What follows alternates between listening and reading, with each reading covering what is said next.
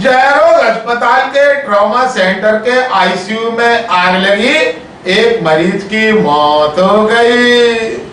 ग्वालियर में जयरोग चिकित्सालय समूह के ट्रॉमा सेंटर के आईसीयू वार्ड में तकनीकी खराबी के चलते एसी फटने से आग लग गई और पूरे वार्ड में धुआं हो गया।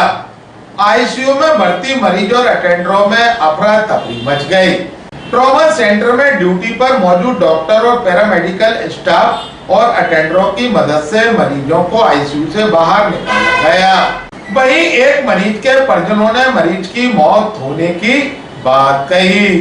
दरअसल आज सुबह उस समय जयरोग चिकित्सालय समूह के ट्रॉमा सेंटर में अफरा तफरी मच गई, जब ट्रॉमा सेंटर के आईसीयू वार्ड में एक छत के एसी में तकनीकी खराबी आने के चलते फटने से आग लग गई और पूरे आईसीयू में धुआं हो गया।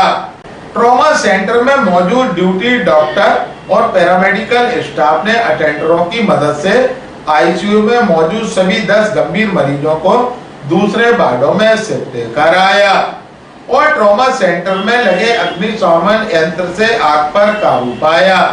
जानकारी मिलते ही डीन और अस्पताल अधीक्षक सहित जिला प्रशासन की टीम मौके पर पहुंची और जांच पड़ताल की।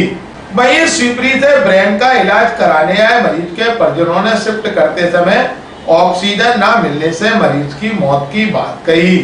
सभी मरीजों को सुरक्षित आईसीयू से बाहर निकालकर दूसरे वार्डों में शिफ्ट किया गया। ग्वालियर में तक को जानकारी देते हुए मरीज के अटेंडर व डीन डॉक्टर आर.के. धाकड़ ने कहा, घटना ये हुई थी, हमारे पापा भर्ती हैं, उसके ऊपर हमारे पापा के ऊपर है ना एसी लगा हुआ था, हम भी नीचे बैठे थे, उसमें अचानक आग ही लग गई। आग ही लगने के बाद फिर हमने देखा तो नहीं तो ये धुआं कहाँ से आ रहा है। देखने के बाद फिर है ना हम उधर गए, जो थोड़ा इन्हों को बताया, जो गेट कीपर वेट कीपर वो भी आए, तो उन्होंने कुछ देर इधर उधर भगते पर रहे थे वो। तो फिर हमने यहाँ पे आग बुझाने का टका था, वो उठाया, वो आग बुझाई और एसी का पल्ले वल्ले जो जल रहे थे उन्होंने गिराया। उसके बाद चारों तरफ धुआं धुआं हो गया। तो बेचारे जो पेशेंट भी थे और वो भी अपने अपने उनको उठा के लाए और हम भी अपने उठा के लाए। तो जहाँ पे आन के फिर उन्होंने चेक 1 घंटे बाद तो चलने फिरने भगने के बाद जब है ना चेक करा, चेक करने के बाद है ना पापा डेट को अभी है ना उन्होंने वो चेक करा, ईसीजी चेक कराई उन्होंने, ईसीजी में है ना धड़कन नहीं चल रही। अब वो ये कह रहे हैं कि है ना वो करवा के कुछ भी हम जल्दी मैं डेट का कारण तो वही समझता हूँ, क्योंकि है ना ऑक्सीजन वेंटिलेटर पे थे, ऑक्सीजन निकाली, धुआं चारों तरफ था, तो धुआं तो कोविड के टाइम में भी आप ही ने एक चीज़ देखी थी जो सुपर स्पेशलिटी के एक आईसीयू में लगा था। उसी तरह से जैसे सभी मरीजों को सुरक्षित निकाल लिया था, आज भी एक जो आईसीयू की छत में जो एसी लगा रहता है, कैसेट एसी है, तो वो उसमें कुछ आग की घटना हुई। और सुबह ही मैं मॉर्निंग वॉक पे था, तो मुझे जैसे ही खबर मिली तब तक हमारे जो वहाँ चिकित्सक, पैरामेडिकल स्टाफ, गार्ड वगैरह जो भी थे, उनने तत्काल सभी मरीजों को उसमें से वेंटिलेटर सहित बाहर निकाल लिया और आग पर तत्काल काबू पाया गया। वहाँ जो हमारे जो फायर एक्सटिंग्विशर्स लगे हुए हैं उनसे आग बुझा दी।